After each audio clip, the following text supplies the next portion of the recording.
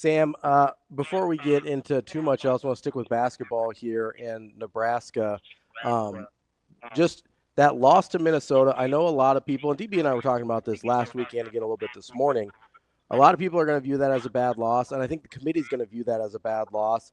Can two things be true at once? That, yes, metrically it's a bad loss, but matchup-wise, you could maybe sort of see it coming? No. Nope. Just me. I don't think so. I think call me Gilligan. He's on an island. No, I don't. And that's not to say I didn't think they might not play well or that Minnesota wasn't a challenging team to play. Nothing excuses the first 25 minutes of that game. There's nothing that you can draw up. If you had told me 25 minutes into the game, Minnesota's ahead 45-41, and it's been kind of a streaky game, and man, Nebraska just can't put them away. And at the end of the game, it's a 2-point win for Minnesota. That I can believe. What happened in the first 25 minutes of that game are not. They're just not on the menu, and that was really disappointing. So like it is somewhat how you lose. Like if yes, you can lose a 2-point game to Minnesota, and if you had told me that, I would have been like, well, hey, in this league that can happen, and Minnesota's not half bad. But the way that it unfolded, and Minnesota's willingness to collapse once things turned, just tells me that Nebraska squandered an incredible opportunity on Saturday with the way it played in its first 25 minutes. Sam, if you're okay, so the staff and Coach Hoiberg in particular, because it falls at the head coach's feet. When you watch this team play, how do you separate the ability to come out and not play very hard, but to be able to find ways to like claw back in it, where both have a little bit to do with character and preparation? How do you split the onus when you watch how Nebraska can do this time and time again? I think you would just have to ask Fred Hoiberg and watch his reaction in the press conference on Saturday, and the word he uses is sick. And then the way that he says, it's the body language, and we get slapped around a little bit, and our heads are like he's telling you his own interpretation of that situation. And I think what he's saying is his team should be over this. And there was an opportunity again early in that game to get way up on Minnesota and just stay there. The Nebraska women were on the road yesterday, but similar to that, and so like the Nebraska women. Nebraska women lost a game on senior day to Washington that did not surprise me. Washington is playing for a lot. Washington won again yesterday. Washington is a good basketball team, maybe better than Nebraska. And the game got away from Nebraska late. They had some injuries. They lost by 18 or whatever.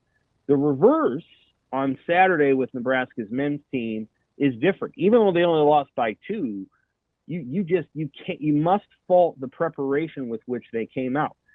And you can't, there's something there where if that's the way you come out and play, and then to start the second half, you're only down 8 and the thing gets down, or 9, and it gets to 19 in 5 minutes, man, there's just something not going right with the veteran players on this team. This is not a group of freshmen. This isn't John Calipari's freshman team at Kentucky. This is senior. In many cases, fifth-year seniors. In one case, the guy's 24 years old. That just can't happen. And so they're in a tough spot. They're going to go to Ohio State. And what's kind of funny, or I don't know if it's funny, I won't be surprised if they win. I won't be surprised if they lose by 32. I don't think that Fred exactly knows what his team's going to decide before they get on the floor. And that's a tough spot for a coach to be in. Very tough spot. And you feel for him a little, but he did pick these guys. So that they've made the team that he put together. Sam, let me ask. I want to stay kind of with. I want to go back to Nebraska basketball here for a second, and kind of the emotional psyche over this long a time, and in essence, a season, the first week into March. You kind of feel like you know who this team is in regards of you don't know what you're going to get. I got to go back to something Caravan said about Connecticut he said it out loud, and maybe it's easier to say that when your coach is coming off back-to-back national titles, where he says, you know what, this is about us. We need to be dialed in. We need to be better. When you look at Nebraska and the unevenness, where it's in essence a crapshoot over which three guys are going to play well on any given night. If you want it to fall at Coach Hoiberg's feet, is it about the roster itself or the guys handling business on said roster? Where do you start? Well, so part of the head coach's job in basketball each year is to develop a vision for how you're going to put the team together and then decide how you're going to play. And so I know that Hoiberg takes full whatever for that. Then, you put the guys, you assemble them on the team, and you hope that you put them in position to do the things that they want to do. What I would say about this particular team, and, is, again, a lot of old guys. At some point, and maybe Fred's done this, maybe he hasn't. I think you go to him and say, this is your team, guys. You're going to have to decide to hold each other accountable and decide where this thing's going to go.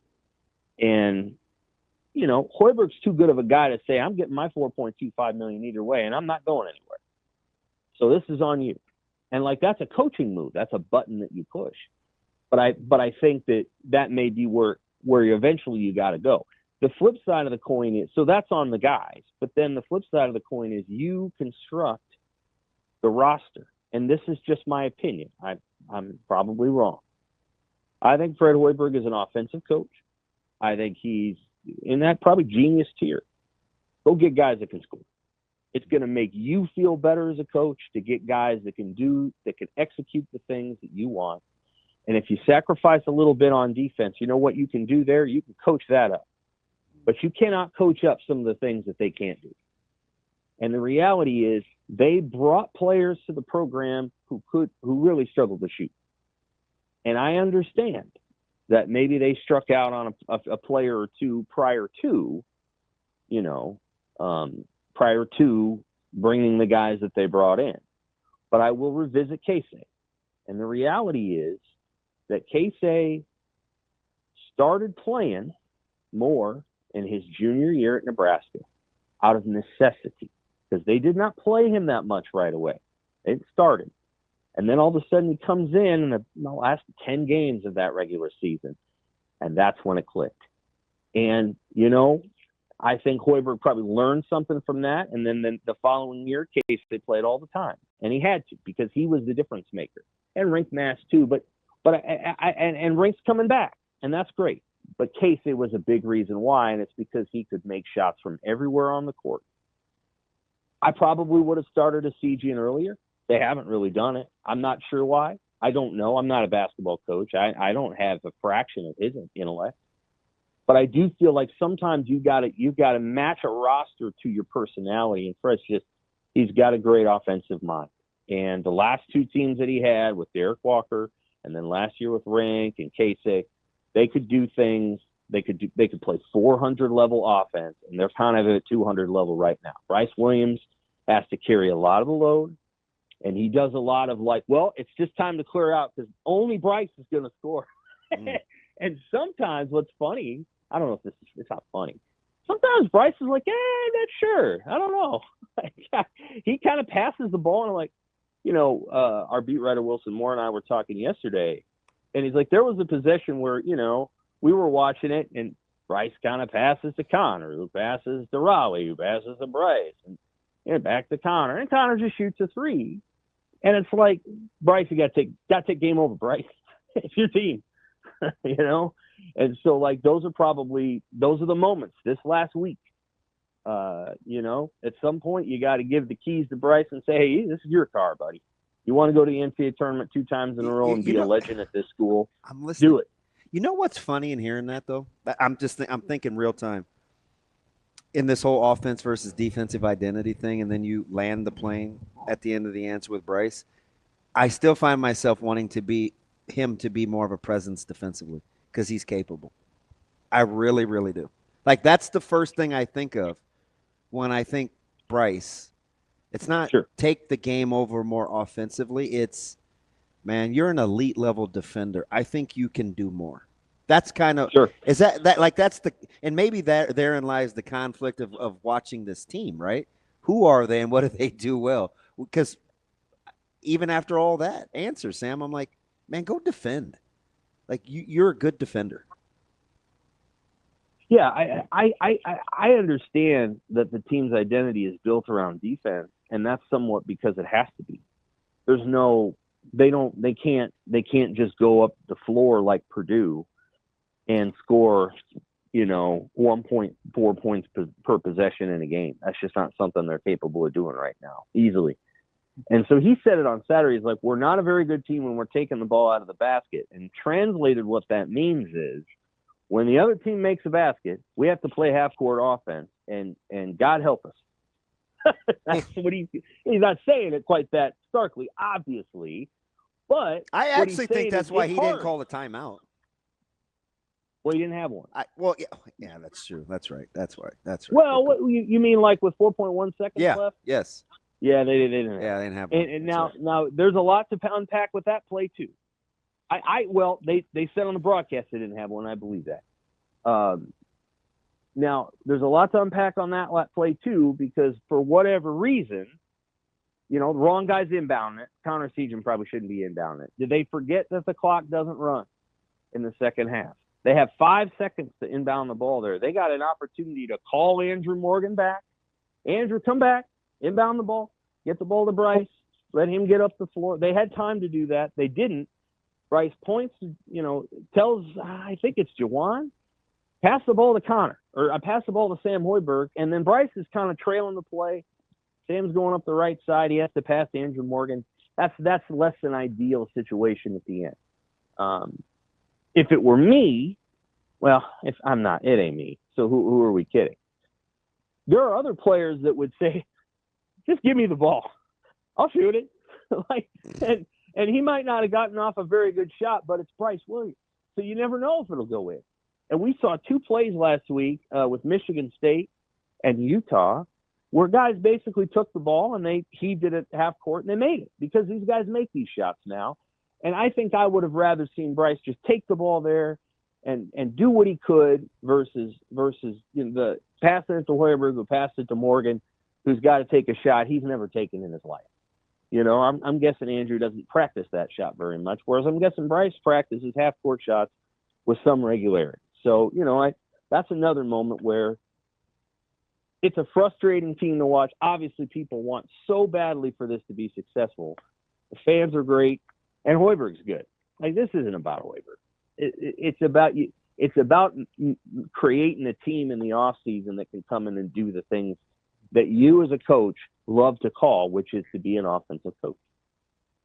Sam, it's kind of funny. We lost the great Gene Hackman last week, and the first thing I thought of when you're saying that is Jimmy Chitwood in the huddle said, "I'll take the shot. Right. I'll make it." Right. Right. Like, I'll make it. Right. There's a certain part of it, and I've sort of talked about this sort of throughout the year a little bit, is just even if it's the right basketball player or whatever, at some point Bryce Williams just has to know that it's his shot to take, right? Like, that's sort of like good, bad, indifferent. It's his shot to take. Yeah. I mean, well, it could be whoever's shot you want it to be. Connor Seaton can shoot it too, and I had no issue with that shot last Monday. None. That was the right decision based on what was in front of Bryce and where Connor's at on the floor. There's nothing wrong with that shot.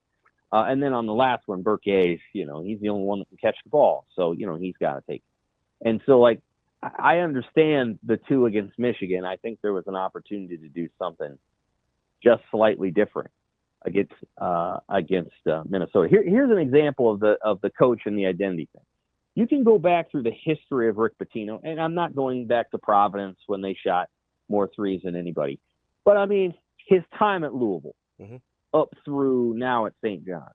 You go back and look at their three-point shooting, and this is a team and a program that did not need to shoot 37% to win 30 games because he had created an identity, and he's like, this is how we're going to be, how we're going to play. We're going to get these kinds of players who are athletic and tough, and defenders and rebounders and all these things. And then he built programs that did that. And look what he's done at St. John's. He's done it again. And he's found a way to say, hey, they can't shoot. They can't throw it in the ocean, but they're tough. And they fit who he wants them to be. And so he's comfortable in that realm. And all I'm saying is that, like, if Janowski and Frager are the shooters that I've heard they might be, then maybe they're going to be better next year because they chose to redshirt those guys. But otherwise, they need guys that can make shots so that Fred can be full Fred and not, hey, I got to try to figure this thing out with a masterful defensive effort against Michigan. Their effort's incredible against Michigan, and they fall short because they don't make shots. And one thing I did think was going to be hard to do is duplicate that effort that they had against Michigan, because it must have just been heartbreaking to play that hard and then not make a shot. That's got to be tough. And so they can play hard. We saw it against Michigan, but it's hard to sustain when you don't make baskets, which is why they got to recruit guys that can.